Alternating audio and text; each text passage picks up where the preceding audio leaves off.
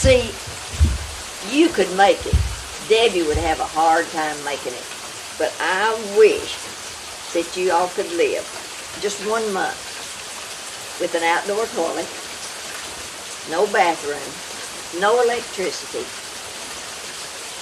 Everybody needs to have that experience. I'd love to do it. But you know,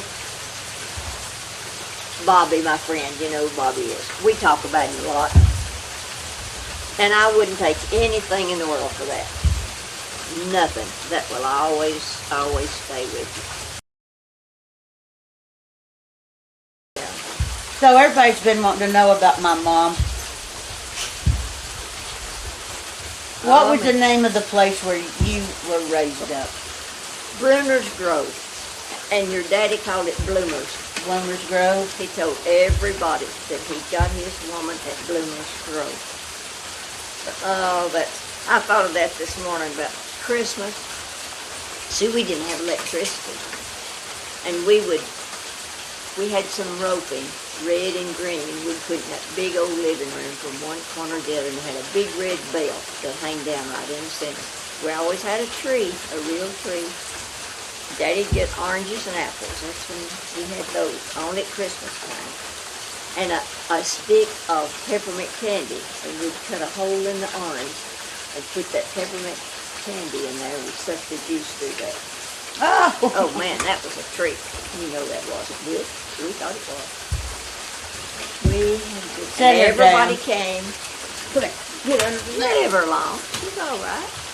I'm wanting to get down. Oh, you went down, baby? I don't want her to jump off of you and hurt you. Get down from there. She can't hurt. That thing's padded. It's got great big pads in here. So how many brothers and sisters? 8 of us. With a half brother and sister, 8 of us. And Jess and Russie was a half brother and sister. And they lived way up the road. And she would take orange sacks, cut the bottom out of it, and put pasteboard and cover that with black velvet. That's my fondest memories. What was it? She made a Santa Claus bag for each of us. Oh. Cut the bottom out, and she covered this with black velvet. And we never gave it back to her. Every year she made another one. I don't know what happened to it. They'd fill that with, boxes of candy and all kinds of oranges and apples and, not socks or underwear or anything. It was all fruits and candies. Man, that was a treat. But then everybody came. Of course, all those boys were married and had all those kids. It was a mess. And the only way we had to heat was the fireplaces and the big old wood stove in the kitchen. But then I think about Mom, we'd go to Sunday school. She'd make at least 1 cake or 2 pies on Saturday. And she would get up on Sunday morning and kill a chicken. Go out and kill the chicken, wring his neck off, pick and fry that, and she had lunch ready when we came back, and we'd always bring somebody home with us from church. I don't know how she got all that done, but it was ready to eat. Yeah. And now it takes me 2 days. I have to get ready. Funniest thing, one of the funniest things we ever did, when Hazel and Jay were going to get married. Hazel's your sister. Yeah. And they had met in Hiawassee or somewhere in college. And she ordered a negligee. I didn't know what a negligee was. But it came when she wasn't there in the mail. And I opened it. Oh, this nice long white robe. And I thought that's the prettiest thing I ever saw. So I tried it on. Didn't take a bath. Just tried it on. When she found out about that, I thought she was going to beat the hell out of me. She about killed me. That was her special. That's Marion, her wedding. I know. Yeah, her wedding fling. Their sister had done with the dirty body. It sounds like trees are breaking over there. That might have been a big, Well, somebody's hunting on Christmas Day. Hear that shotgun? big gun. So, But it was nice growing up. We didn't how have did a car. you all get to? None of you. Not your daddy didn't have a car. No, Daddy. At one time, Daddy had a truck. See, when I was in the 8th grade, Daddy had his leg amputated. From what? He had fallen. He had rheumatic fever or something when he was young, and then he fell off the back of a wagon, and whatever happened to it then, but he was, see, they were old when I was born. I wasn't supposed to come along. But he had to have his leg amputated when I was in the 8th grade.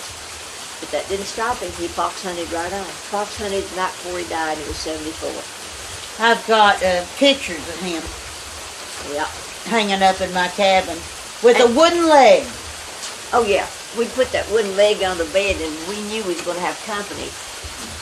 Hazel and I would slip up there, of course, with no electricity. We just had oil lights. And when they'd go up, we knew when they was going to go up, and we'd go up and get that wooden leg and pull it out from under the bed just so a man's shoes. It had a shoe on it.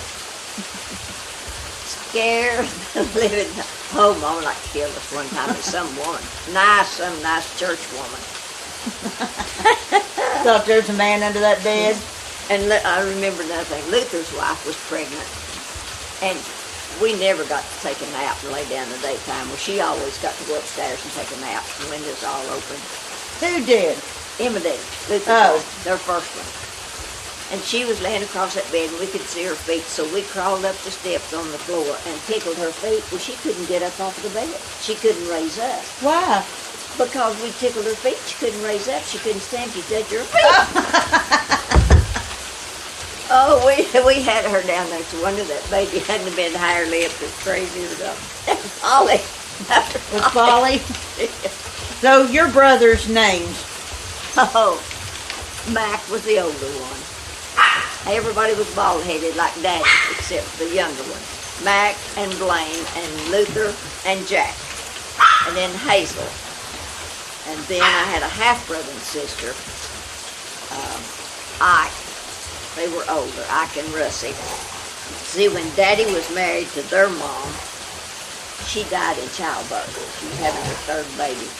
When Daddy's wife died, then he met Mom, I don't know where, probably church.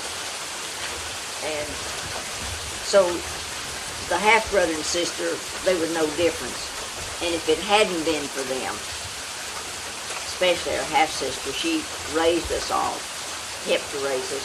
She would walk through the fields and bring their dirty clothes in a pillowcase across her shoulder. I could just see her now walking.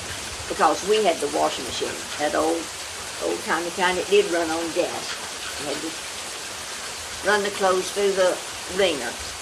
And we would wash and hang clothes out all day. As some got dry, we'd take those down and put up another load. Because, see, there was 4, 5, 8 of us.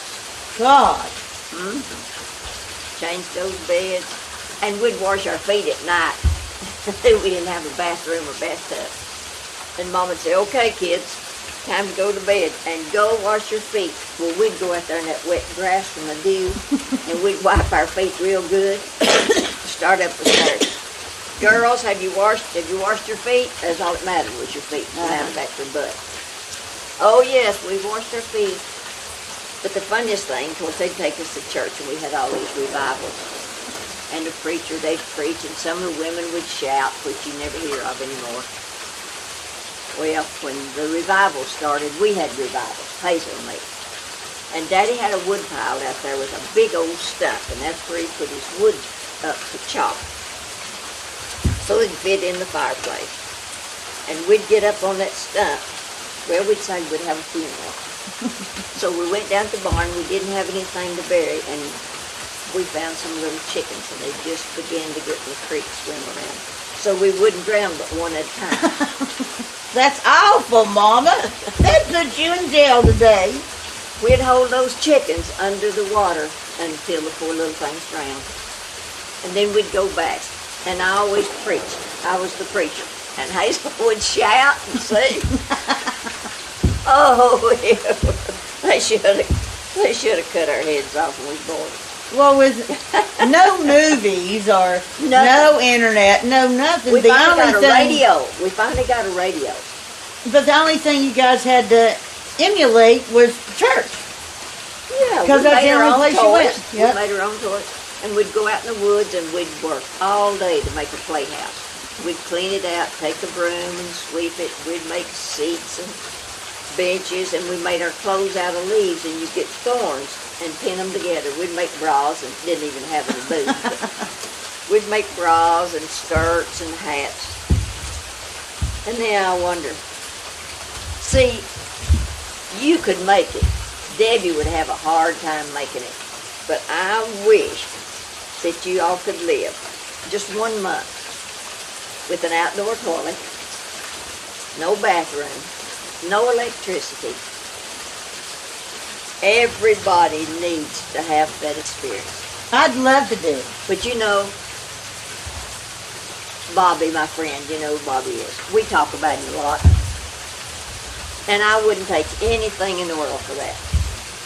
Nothing. That will always stay with you. Well, I wish my kids, and I certainly had it a lot better than you, but I wish my kids could go back and live my life. Yeah. What the struggle that it was. See, we had to carry in coal when we finally got cold. And we had an iceman in the summertime, see. We just had an ice box. And this big truck would come along, and he'd have a big tarpaulin over the ice. And he would, you said 100 pounds, you just took his word for it, or 75. He had an ice pick, and he would cut that ice out to fit your refrigerator, or your ice box. And while he was gone, we'd take our dress tails, and we'd go down on that truck and get all the ice we could get. Honey, we had 2 pounds apiece. We'd run and put that ice in. That was a good time. We had a rolling store. See, a guy came around and would get your eggs. That's what you bought your groceries with, was your egg money. And he came around, and Mom would have a list of things: coffee, soda, baking powder, whatever she needed. Of course, we didn't need things like we need today. We didn't need green beans and potatoes and eggs. Right. We had all that, you know. But he would come and get the eggs, and that afternoon he would come back, and you'd get change. You'd have some money back. But this big old store, Watkins man or something, he came along in my big red lamp. That came off of one of those rolling stores that Dad bought for his first wife. So that thing's way, way over 100 That's one of my favorite things you got. But, when that thing come around, we'd have a time. Would they pull right up to your house? And they Pull sold down the main lamps road. and everything? Yeah, they sold everything. I don't remember ever seeing any clothing, even underwear. But they'd have candy and oil, lamp oil, and of course you had to get all that stuff in. And the wintertime, Mom would heat irons that we ironed with. You know, you set those on the stove in front of the fire to get them hot. And if we'd be out at night, come in, she'd have those irons in our bed with blankets over them. Aw, to warm it up. Put your feet against. Aw. Oh, yeah. And they kept them in there all night? Yeah, they'd finally, you know, lose their heat, but that felt so good. But, Well, if you didn't have no bathroom or anything, you had potties at night. They called them slop jars. Yeah. It was white and had a lid on them. Or you just had a potty. You used that, and it was your responsibility to empty that. But where'd you take a bath? Out of a wash pan. And in the summertime, we'd get in the tub, but we all used the same water. You were lucky if you got in first. What tub? A A big zinc tub. Some people had the long ones that you almost could sit in, a child could. But not a grown person. Most everybody took their bath out of just a wash pan.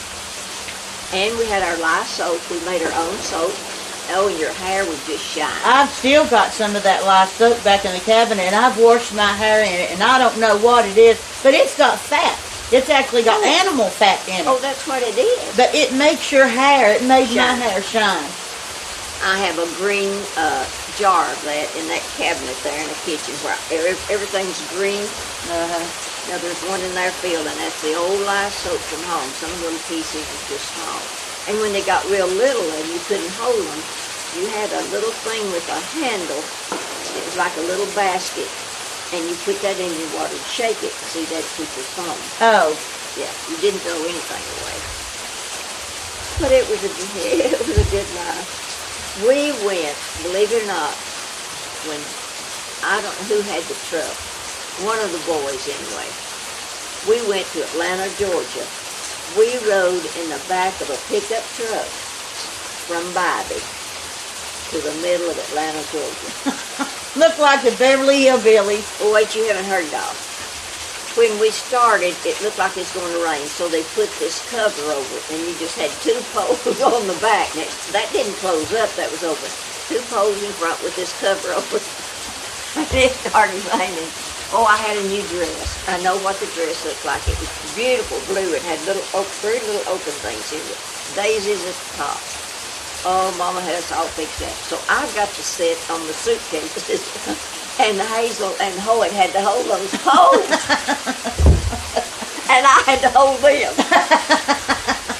I had his shirt down her dress. Well, of course, we didn't have all these box cookies. And you know what the marshmallow cookies look like? You could get them pink and white. Yeah. And they're, Yeah. well, Hoyt's mom, which was Ike, my half-brother, she would always pack a big bag of stuff. Honey, we had that 8 before we got a Newport. So we just picked him up in Newport. Yeah. But we lit into that and ate every bit of it. But can you imagine riding in the back of a truck to Atlanta, Georgia? You'd get put in jail now. It's illegal to do. Oh, But I like the way I was raised up. I think you and Dad that's a good did a time. really good job of making us sort of, Have duties. Have things you yeah, and to do. have experienced some of what your life was like. You guys, our big thing when I was coming up, my mom and Dad and a bunch of other really good old country folks, they bought a top of a mountain Campground. down here, and they named it Hootersville. And that's where we spent most of our time. And Summers. the men would sit around and they would whittle. We had a you big know. shelter with a big fireplace It was nice. and a bathroom, and the people came and stole our commodes and our sinks.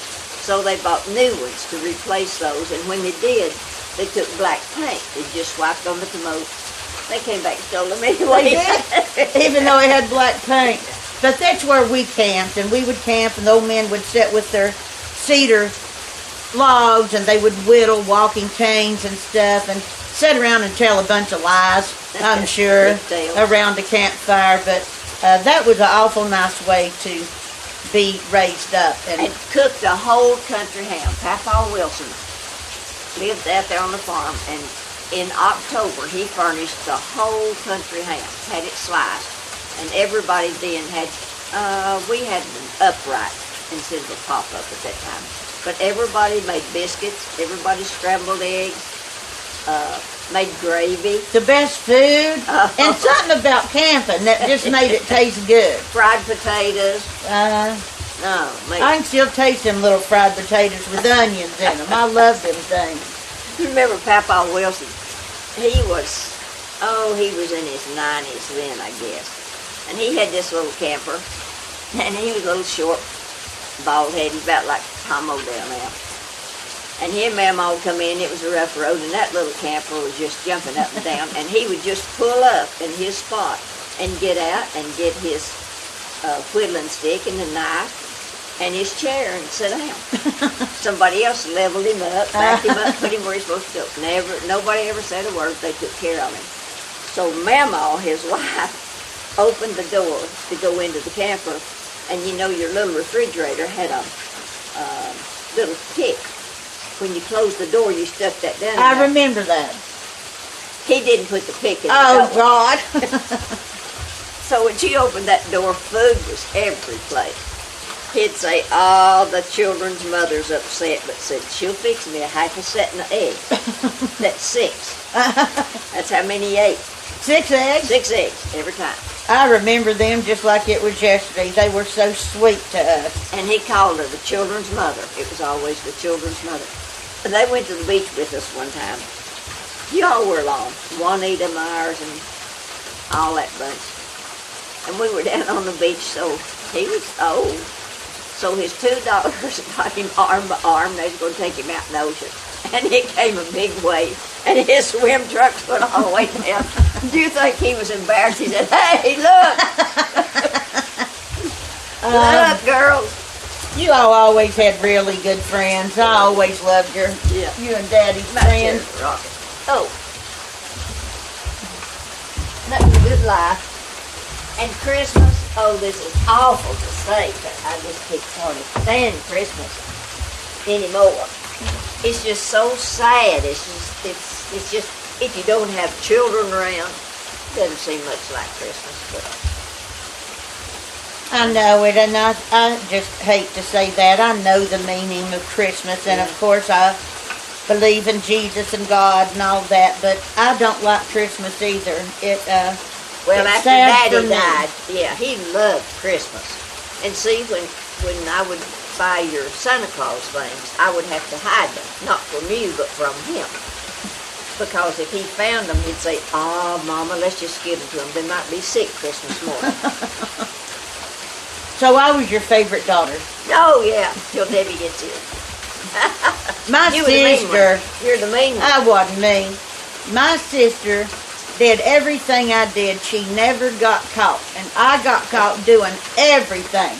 The only thing she ever got caught at, and I've already told you all that story about her spending the night with Dennis and Daddy finding him, and it came a big snowstorm.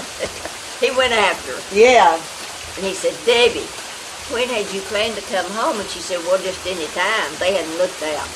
He said, "Yeah, and 2 feet of snow." Oh, he was mean. You remember the time she wrecked her car?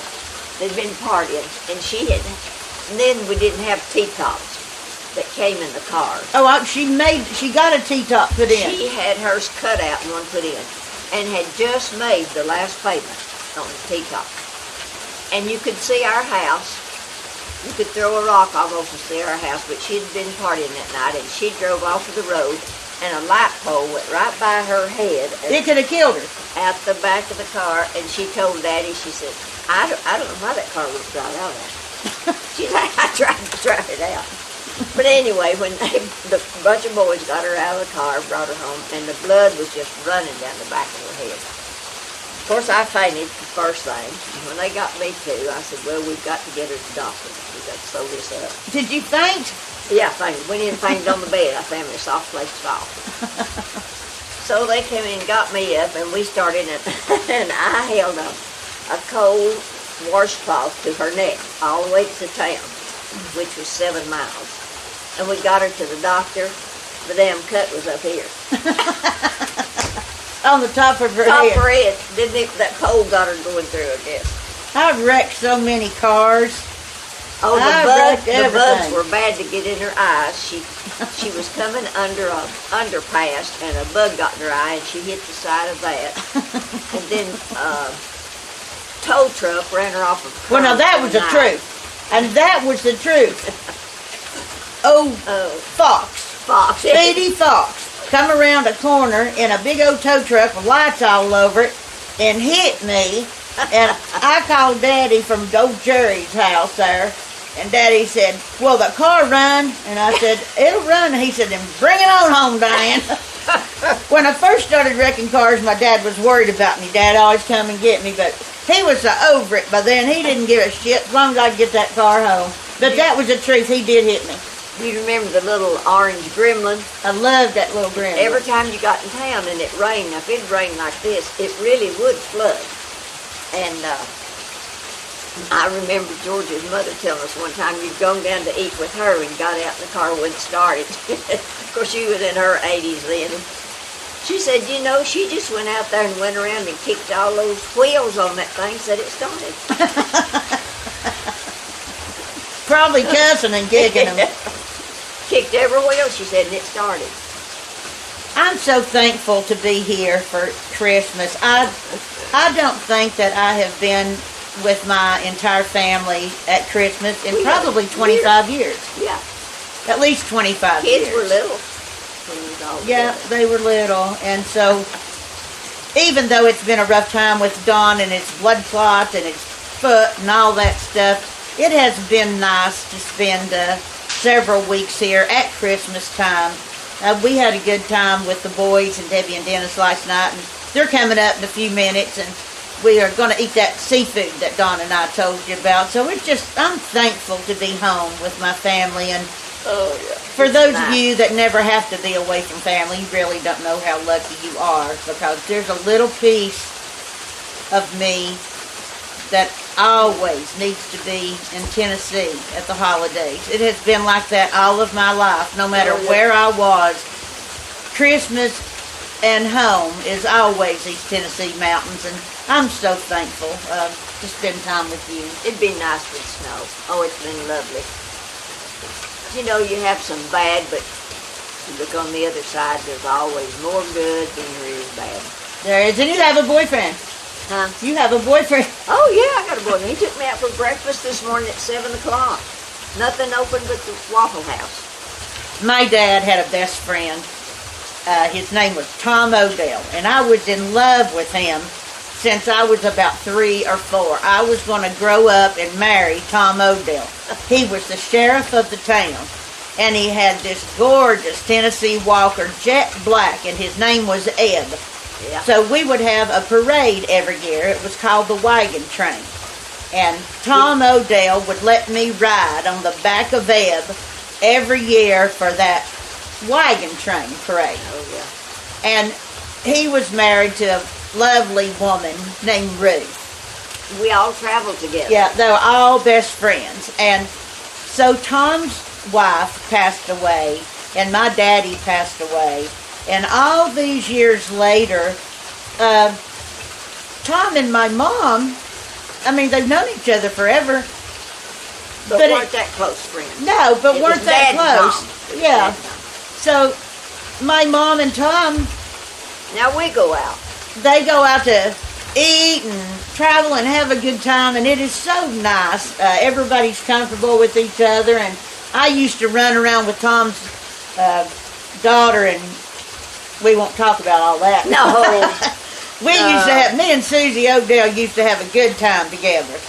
But We left you at the beach one time. We were all up there, and when we got ready to come home, Susie and Diane, there was about 5 girls, and they came to my husband, Diane's dad, and asked if she could stay 2 more days with them. All the grown folks were going home. And of course, knowing George, oh yeah, you can stay. So we gave him a little money. And just as we pulled out from Myrtle Beach to come home, he looked over at me and he said, well, we'll probably never see that one again. we had the best 2 days of my life in Myrtle Beach. And I'll tell you right 7 now. or 8 boys. I saw the pictures later. Yeah, we met up with a bunch of boys that lived in this commune. And They were from Newport. no, they weren't. One crowd was from Newport. No, they weren't. They were from far away, like California, but they came back to see us in Newport and called us. And we went and met them at the Krispy Kreme, Knoxville.